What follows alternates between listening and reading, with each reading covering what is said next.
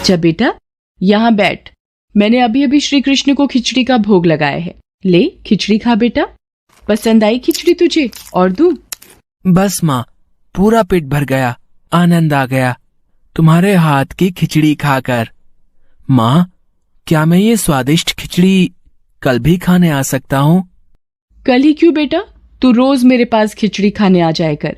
कर्माबाई की कुटिया में उस बालक के रूप में स्वयं भगवान जगन्नाथ खिचड़ी खाने पधारे थे और अब रोजाना कर्माबाई जब भगवान कृष्ण को खिचड़ी का भोग लगाती, थोड़ी देर बाद वो बालक भी खिचड़ी खाने आ जाता। एक दिन कर्माबाई, भगवान को बिना स्नान किए भोग लगाना अच्छी बात नहीं। तुम रोजाना सुबह पहले स्नान आदि क्रियाएं करके विधि विधान से पूजा करके ही भगवान कृष्ण का भोग बनाया करो। ठीक है बाबा, अब मैं स्नान करके ही प्रभु का भोग बनाया करूंगी। साधु की बात मानकर कर्माबाई अगले दिन से स्नान करके पूजा के पश्चात भोग तैयार करती। इस कार्य में उन्हें बहुत देर हो जाती थी, पर वो बालक तो अपने समय पर ही खिचड़ी खाने आ जाता था। माँ, खिचड़ी दो ना, जल्दी दो, मुझे बहुत भूख लगी है माँ। थोड़ी देर रुक बेटा, अभी देती हूँ। अब तो बालक रूपी भगवान जगन्नाथ जल्दी जल्दी खिचड़ी खाकर बिना हाथ मुंह साफ किए भाग जाते थे। उन्हीं दिनों मंदिर के पुजारी, जो काफी समय से मंदिर में सेवा कर रहे थे, ये जगन्नाथ भगवान के मुख पर खिचड़ी कैसे?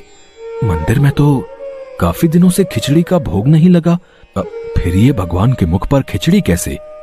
हे प्रभु, ये कैसी लीला है आपकी? भगवान जगन्नाथ पुजारी के सपने में आते हैं। मेरी भक्त कर्माबाई, जो जगन्नाथपुरी में ही रहती है, वो बहुत ही प्रेम भाव से सुबह उठकर बाजरे की खिचड़ी का भोग लगाती है। मैं रोजाना सुबह जल्दी उठकर कर्माबाई की खिचड़ी खाने जाता हूँ। मुझे कर्माबाई के हाथ की खिचड़ी बहुत पसंद है। पर एक साधु ने उसके पास आकर सुबह स्नान और पूजा के बाद विधि विधान से भोग लगाने का बोल दिया है।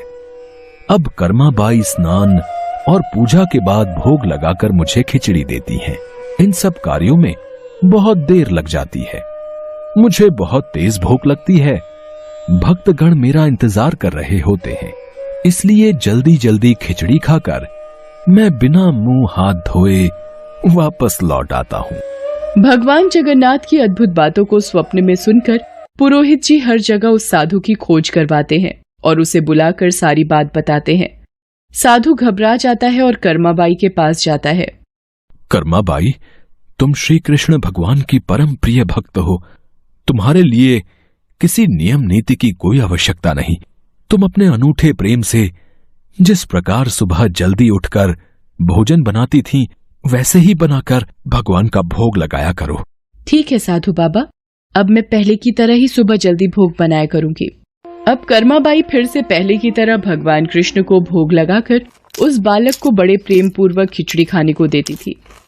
ये क्रम कई वर्षों तक चला और एक दिन कर्माबाई परलोक सिधार गई। हे प्रभु, हमसे कोई भूल हो गई क्या? आज आपके नैनों से अश्रुधारा कैसी प्रभु? हे भगवान जगन्नाथ, क्या अपराध हुआ हमसे जो अब दुखी हुए प्रभु? उसी रात भगवान जगन्नाथ राजा और पुजारी के स्वप्न में आते हैं और बताते हैं कि उनकी भक्त कर्माबाई इस लोक से विदा होकर भगवान में विलीन हो गई हैं। अब उन्हें सुबह सवेरे बाजरे की खिचड़ी कौन खिलाएगा, यही उन्हें दुख है। अगले दिन पुजारी जी, जो स्वप्न आपने देखा वही स्वप्न मुझे दिखाई दिया। भगवान जगन्नाथ की प्रिय भक्त कर्माबाई अब इस लोक से विदा हो गई है। मैं चाहता हूँ आज से हर सुबह भगवान जगन्नाथ को कर्माबाई के नाम से बनाई बाजरे की खिचड़ी का भोग लगा करेगा, जिससे भगवान को कर्माबाई की कमी न महसूस हो। जी महाराज, अब से ऐसा ही होगा।